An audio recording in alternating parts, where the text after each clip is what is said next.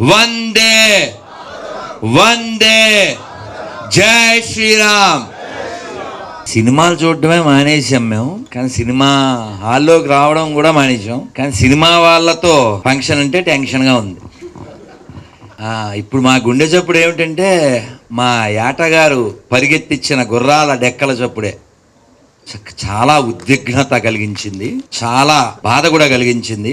ఆ బాధని వ్యక్తం చేసిన వాళ్ళల్లో మన అనసూయ గారి భారతి భారతి ఉయ్యాలో అద్భుతంగా అదే తిరుగుతుంది చెవుల్లో. ఏటగారు ఇంకా ఇందాక ఆ సార్ చెప్పినట్టు వేటాడేశారు. గుడుగు నారాయణ రెడ్డి గారు ఎప్పటి నుంచో ఫోన్ చేస్తున్నారు. ఈ డేటు అటు ఇటు అయినప్పటికీ కూడా మాకు ఇబ్బంది లేకుండా మాకు కుదిరినప్పుడే అయింది. వారు ఎంతో అభిమానంతో ఈ వేడుకకి ఈ వేదికకి పిలిచినందుకు చాలా ఆనందం. ఇంతమంది పాత్రికేయ మిత్రులు, మన సినీ ప్రముఖులు, ముఖ్యంగా రాఘవేంద్రరావు గారు, వారిని చూడగానే ఆ ఎక్సైట్మెంట్ మాకైతే అన్నమయ్య కనపడ్డాడు. ఎందుకంటే అన్నమయ్య సినిమా నా ఆఖరి సినిమా ఓడియన్ థియేటర్ సినిమా హాల్లో. మళ్ళీ వారిని ఇక్కడ కలవడం, ఆ భావాలు మళ్ళీ పంచుకోవడం. అయితే ఈ సినిమా విషయంలో అన్నీ చాలా అద్భుతంగా మఖన్జీ మెయిన్ విలన్. మఖన్ అంటే మెత్తగా, మఖన్జీ మకరన్ ఓకే. కానీ ఇక్కడ మాత్రం విలన్ కదా, మెయిన్ విలన్ కదా. నాకు మఖన్ అని అనిపించింది. Yeah, understood. I thought, because I belongs to Krishna consciousness, no, I thought Makhan. Of course, it is also another name which is soft, but you are very hard in that movie, correct? No, you have to be. అయితే ఈ cinema మనం ఎందుకు తీయాలి లేకపోతే ఎందుకు చూడాలి అంటే మీకు చెప్తే నవ్వొస్తుందేమో కానీ ఓ సినిమాలో బ్రహ్మానందంగా డైలాగు, చరిత్రదేముందిరా చింపేస్తే చిరిగిపోతుంది. కాదు కదా చరిత్ర చింపేస్తే చిరిగిపోయేది కాదు, అది గతం. అది మర్చిపోతే మనం కథం ఖచ్చితంగా. అందుకని గతాన్ని మర్చిపోయిన వాడికి భవిష్యత్తు ఉండదు. ఇది జరిగింది, ఎప్పుడో జరిగింది కాదు, ఎప్పుడో జరిగిందని మనం వింటున్న ఎన్నో మనం నమ్ముతున్నాం. రామాయణం కావచ్చు, మరొకటి కావచ్చు, ఎన్నిటికో సాక్ష్యాలు ఉన్నాయి.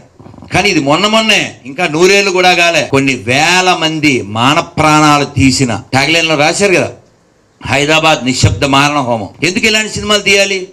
ఎందుకంటే ఇలాంటివి మళ్ళీ జరగకుండా ఉండడం కోసం. 2023లో కాశ్మీర్ ఫైల్స్, కేరళ ఫైల్స్, ఇప్పుడు 24లో రజాకా. ఇలాంటి సినిమాలు ఎందుకు వస్తున్నాయి? గతంలో జరిగినాయి. ఎందుకు రావాలి? ఇలాంటి గతాలు మళ్ళీ పునరావృతం కాకూడదు కాబట్టి. హరి అగిరి జై శ్రీరామ్. జై శ్రీరామ్. కాబట్టి ఇంత సాహసం చేసి ఈ సినిమా తీసినటువంటి గుడుగు నారాయణ రెడ్డి గారు చాలా అభినందనీయులు. ఎందుకంటే ఎవరైనా అందులో ఫస్ట్ మూవీ, ఇలాంటి దాంట్లో ఎవరు అడుగు పెట్టరు, కమర్షియల్గా వెళ్తారు. కానీ చరిత్రని అందించవలసిన బాధ్యత కలిగినటువంటి గుడుగు నారాయణ రెడ్డి గారు చాలా గొప్ప పని చేశారు. ఎందుకంటే ఇందాక మన ఏట సత్యనారాయణ గారు చెప్పినట్లు ఇక్కడ పూరుగుడిసులు ఉండే, ఇప్పుడు ఇంత థియేటర్ అయింది. మనం అదే కొనసాగుంటే, వాళ్ళ పాలనే కొనసాగుంటే ఏముంటుంది? అందుకని ఇది తుర్కిస్తాన్గా, పాకిస్తాన్లో భాగంగా చాలా ప్లాన్లు చేశారు.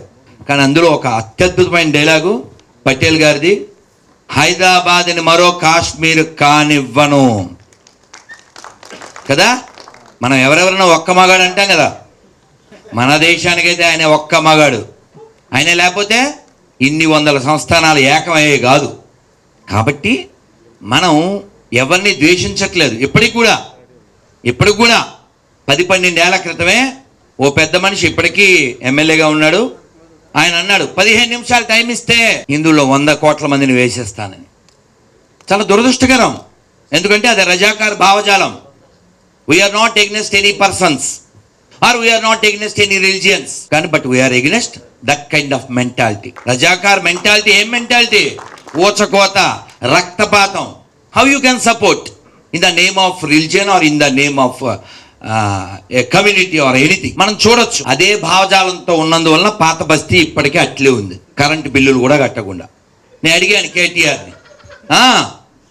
కేటీఆర్ని అప్పుడే, మీరు ఎవరో మునావర్ ఫారూక్ వస్తే, అది ఏదో షో చేస్తే, ఆ షోలో సీతాదేవిని అవమానిస్తే షోలా చూడాలన్నారు మీరు. మరి చరిత్రను ఎందుకు చూడొద్దు?